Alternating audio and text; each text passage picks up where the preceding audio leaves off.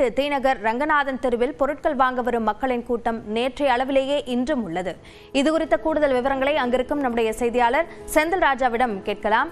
செந்தில் ராஜா, தொடர்ந்து அங்கு ரங்கநாதன் தெருவில் கூட்டம் குறைவாக இருப்பதற்கான காரணம் என்ன? வியாபாரிகள் என்ன சொல்றாங்க?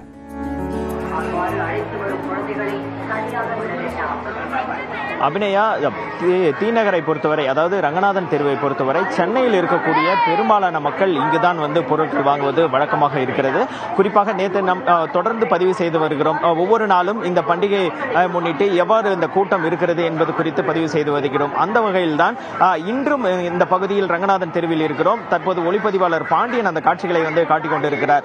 ஒரு நார்மலான ஒரு சாதாரண நாட்கள்ல எந்த அளவுக்கு ஒரு கூட்டம் இருக்குமோ அதே அளவுக்கு தான் இன்னைக்கும் வந்து அந்த கூட்டம் என்பது இருக்கிறது.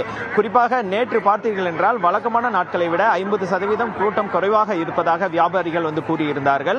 அதே நிலையில் தான் தற்போது இன்றும் அந்த கூட்டம் இருக்கிறது. இதற்கு பல்வேறு காரணங்களை இங்க இருக்கக்கூடிய வியாபாரிகள், கடைக்காரர்கள் வந்து கூறுகிறார்கள்.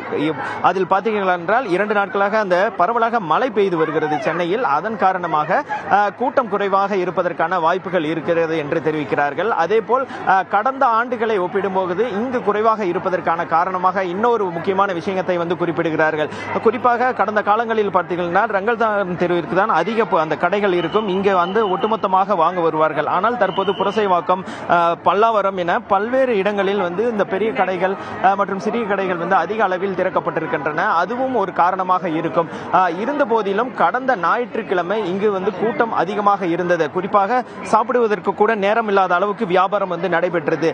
ஆனால் இந்த வாரம், அதாவது இன்னும் வந்து ஒரு நாள், நாளை ஒரு நாள் மட்டுமே இடையில் அந்த தீபாவளி பண்டிகைக்கு இருக்கிறது. இருந்த போதிலும் இந்த 2 நாட்களாக கூட்டம் வருகை என்பது குறைவாக இருப்பதாக கூறுகிறார்கள். ஆனால் தாங்கள் அதிகமாக வருவார்கள், குறிப்பாக ஒரு வழக்கமான இருக்கும் வியாபாரம் வந்து இருக்கும் என்று எதிர்பார்த்தோம். ஆனால் இந்த 2 நாட்கள், நேற்றும் இன்றும் பார்த்தீர்கள் என்றால் அந்த கூட்டத்தின் அளவு என்பது ஒரு சாதாரண நாட்களை விட ஒரு குறைவான அளவில் தான் இருக்கிறது. அதற்கு மழையும் ஒரு காரணமாக இருக்கலாம். நாளை கூட்டம் அதிகமாக இருப்பதற்கான வாய்ப்பு இருக்கிறது. அதற்கான எதிர்பார்ப்போடு தான் நாங்கள் காத்திருக்கிறோம் என்று தெரிவிக்கிறார்கள். அபிநயா, விரிவான விவரங்களுக்கு நன்றி செந்தில் ராஜா.